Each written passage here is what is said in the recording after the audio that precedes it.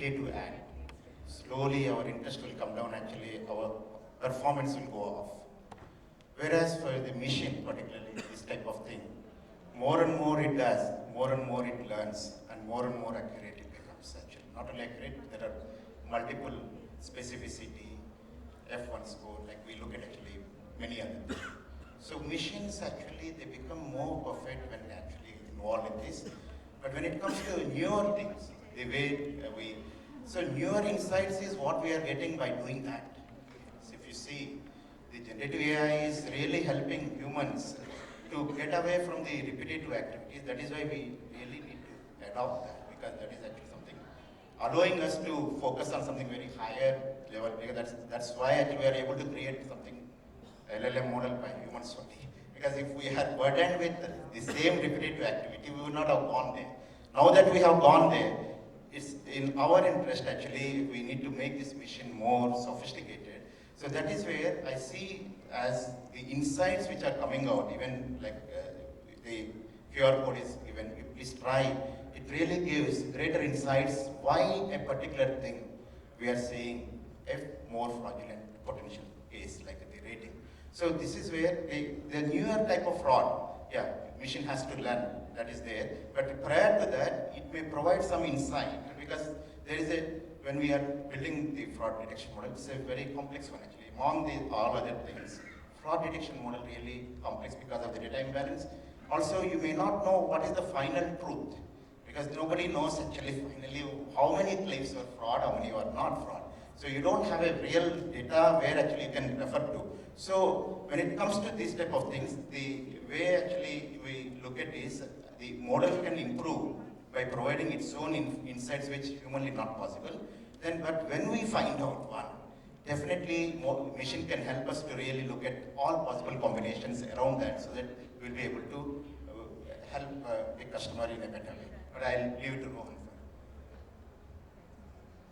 Yeah, so from the technical perspective, right, so how long would it take for us to update the model? So actually it depends on the architecture, correct? So it depends on the architecture of your model behind creating these applications. So I would like to give you an example of some of the giants, right, in the market. So when we talk about things like YouTube or Netflix, right? So we have seen that over the years, their recommendation engines have become so good.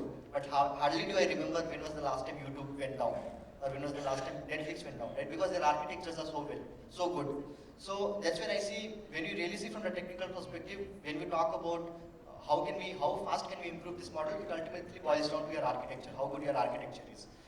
And if you have a very good architecture at the back end, we can be working and improving the model at the back end with, with visibly no downtime at all.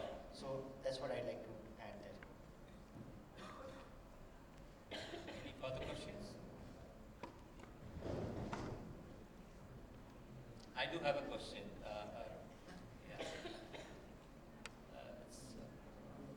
So what it takes to build such a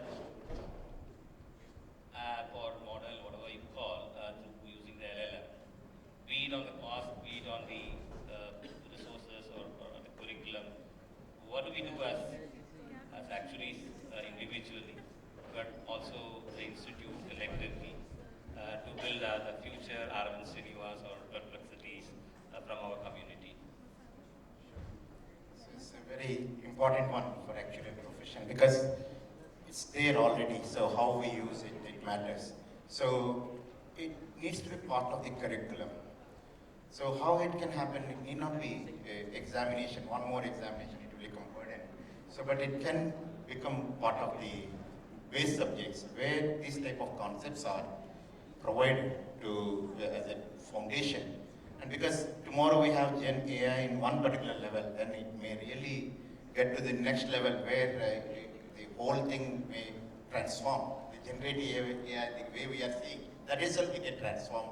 And because we have seen so much transformation.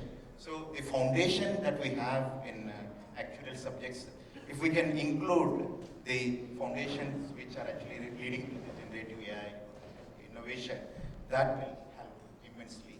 That is one.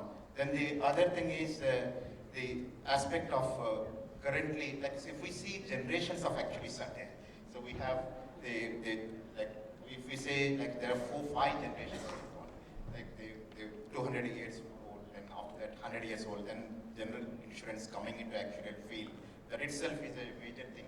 Then after that, data science came in. Now generative AI. So adopting that very important. So for our purpose. So do we lose our jobs if we don't pick up? No, nothing like that. But like you may end up doing repetitive jobs which are not required. So this is where actually we can. If we learn this, we can actually get into other fields where it may improve our situation and we can be on par with other professions. But I want Dr. Rohan to add. Yeah, I guess very briefly, right? So when you talk about the cost of implementing such models, so I would say it's pay as you go, right? Whenever we are using models like LLMs and all, so it's literally pay as you go. So the more you use, the more you pay for it, right? So and then you can find it on the internet, various tables, and it depends on the organization from where you are using this API from. If you are using an OpenAI, then OpenAI has its own set of prices, Anthropic has its own set of prices. Google has certain things which is freely available, which is what I have used here.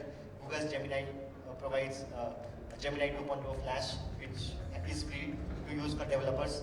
So yeah, it ultimately boils down to our use and how much we are using. See, it's between training data scientists into actuarial expertise, experts in data science. See, you may find the training actuaries in data science may be very helpful in our world. For other industries, it may work very differently. Like we are in actuarial profession, hiring a data scientist to do actuarial work may really take a long time, and then it's an uphill task. The other way around may work. So, but we can actually split the actuarial work very separately and work together. So that is where many companies have seen great success. But I would like to know your point. No, I completely agree with you. We'll have to integrate. As you know, as you can see, our horizons are also expanding. Yeah. So yeah, we will definitely look forward to integrating our curriculum. I'm sure the institute will look into it. I request as a council member, and also I'll put in a word to the education committee to look into it. But such a wonderful, inspiring presentation. I do look forward to more inspiring stories by the next GCA on this side of the story, not on the technical, traditional actuarial side, but also stories around how we are coping up with what is happening on the tech side. Thank you so much. Thanks for the patience. And I do today. Be back tomorrow in time. And we look forward to an engaging session as usual. Tomorrow we have member IRD coming over there to deliver a speech. Please be there. Thank you so much. And I leave it to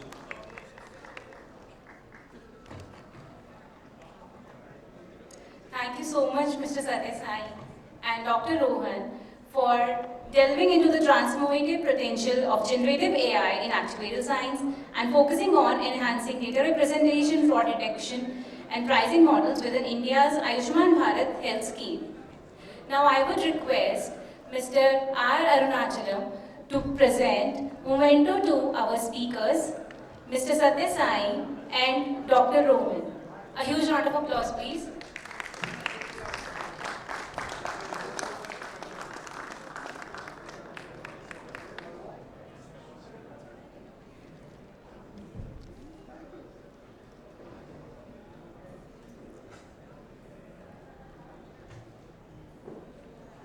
Dr. Rohan.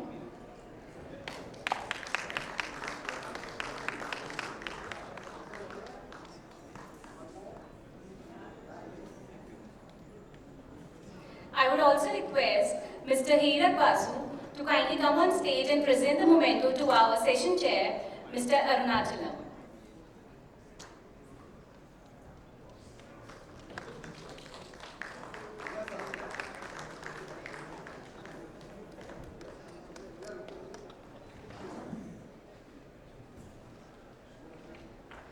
Thank you so much everyone for being a wonderful audience. This concludes our final segment of the session today. It's time to take a short break as we transition to cultural function. It will approximately take 30 minutes and it will be followed by the cocktail dinner. So we hope you enjoyed today's sessions and we look forward to seeing you for an evening of entertainment and networking. Thank you so much.